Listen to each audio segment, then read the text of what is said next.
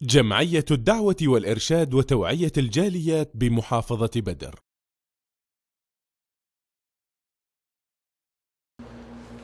আসসালামু আলাইকুম ওরহমতুল্লাহি ওবারাকাতুহু। আলহামদুলিল্লাহ ওয়াসসালাতু ওয়াসসালামু আলা রাসূলিল্লাহ ওয়া বাদ। সুপ্রিয় দর্শক ও শ্রোতা বন্ধুগণ, একটি বিভ্রান্তির অবসান করব। সেটি হলো বিভিন্ন বেদাতি অনুষ্ঠানে, মিলাদে বা বিভিন্ন জালসায় আমরা শুনে থাকি একটি কথা, খুব সুন্দর সুর দিয়ে বক্তা বলে থাকেন, বিশ্বনবী না হলে এই পৃথিবী কোনো কিছু সৃষ্টি হতো না। রাসূল সাল্লাল্লাহু আলাইহি সাল্লামের জন্য এই পৃথিবী আল্লাহ সৃষ্টি করেছেন। সাধারণ মানুষ বিভ্রান্তিতে আছেন, দলিল দিচ্ছে বেদাতি অনুষ্ঠানে রাসূল না হলে এই পৃথিবী আল্লাহ সৃষ্টি করতেন না। যেমন তারা দলিল পেশ করে থাকেন, লাউলা কামা খালাকতুল আফলাক, হে নবী আপনি না হলে এই পৃথিবী আমি সৃষ্টি করতাম না।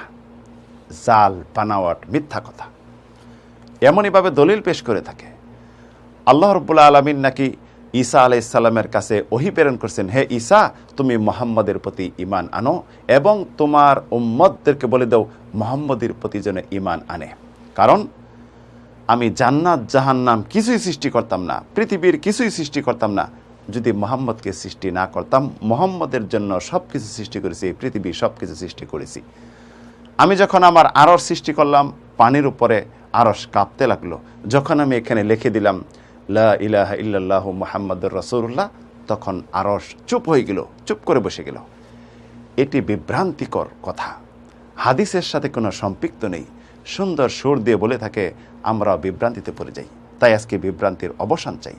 আল্লাহ রাব্বুল আলামিন কেন পৃথিবী সৃষ্টি করেছেন সূরা জারিয়াতে তাই স্পষ্ট করে দিয়েছেন, ওমা খালাকতুল জিন্না ওয়াল ইনসা ইল্লা লিয়াবুদুন, আমি মানুষ এবং জিন জাতিকে সৃষ্টি করেছি কেবলমাত্র শুধুমাত্র উদ্দেশ্য কি? ইবাদত করার উদ্দেশ্যে, একনিষ্ঠভাবে এক আল্লাহর ইবাদত করবে, এই জন্য অন্য কোনো কারণে নয়। বিশ্বনবী সাল্লাল্লাহু আলাইহি সাল্লাম যে আল্লাহর বান্দা, আল্লাহর রাসূল, তাকেও ইবাদতবন্দি করতে হবে, এটাও স্পষ্ট করে দিয়েছেন আল্লাহ রাব্বুল আলামিন, ফাসাব্বিহ বিহামদি রাব্বিক ওয়া কুম মিনাস সাজিদিন। সুতরাং আপনি প্রশংসার সহিত আপনার রবের মহিমা পবিত্রতা বর্ণনা করুন এবং সিজদাকারীদের অন্তর্ভুক্ত হন। ওয়া'বুদ রাব্বাকা হাত্তা ইয়াতিয়াকাল ইয়াকিন, আপনার মৃত্যু আসা পর্যন্ত আপনি আপনার প্রভুর ইবাদত করে যান। তো এই পৃথিবী আল্লাহ রাব্বুল আলামিন সৃষ্টি করেছেন আল্লাহর ইবাদত করার জন্য। রাসূল সাল্লাল্লাহু আলাইহি সাল্লামকে সৃষ্টি করেছেন ইবাদত করার জন্য। প্রথম মানব আদম আলাইহিস সালাম দ্বারা সকলকে সৃষ্টি করেছেন। প্রথম নবী ছিলেন নূহ। প্রথম নবী থেকে নিয়ে বিশ্বনবী সাল্লাল্লাহু আলাইহি সাল্লাম পর্যন্ত যত নবী এবং রাসূলগণ আসছেন, সকলকে আল্লাহ সৃষ্টি করেছেন ইবাদতের উদ্দেশ্যে, অন্য কোনো কারণে নয়। এবং আরও কি মহত্ব রয়েছে এটা আল্লাহ ভালো জানেন। ওমা খালাকনাস সামা ওয়াল আরদা ওমা বাইনাহুমা বাতিলা, আমি আসমান এবং জমিন এর মধ্যবর্তী স্থানে যা কিছু আছে অনর্থক সৃষ্টি করিনি। কেন সৃষ্টি করেছেন আল্লাহ ভালো জানেন।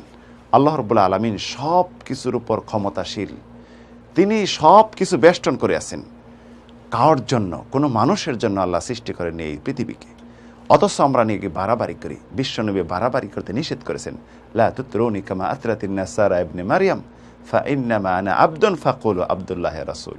তোমরা আমাকে নিয়ে বাড়াবাড়ি করো না, যেমন ঈসাকে নিয়ে খ্রিস্টানরা বাড়াবাড়ি করে, মারিয়ামকে নিয়ে বাড়াবাড়ি করে, বরং আমি আল্লাহর বান্দা, তোমরা বলবে আবদুল্লাহি ওয়া রাসূলু, আল্লাহর বান্দা এবং তার রাসূল। এটাই বিশ্বনবী চান, অতিরিক্ত নয়।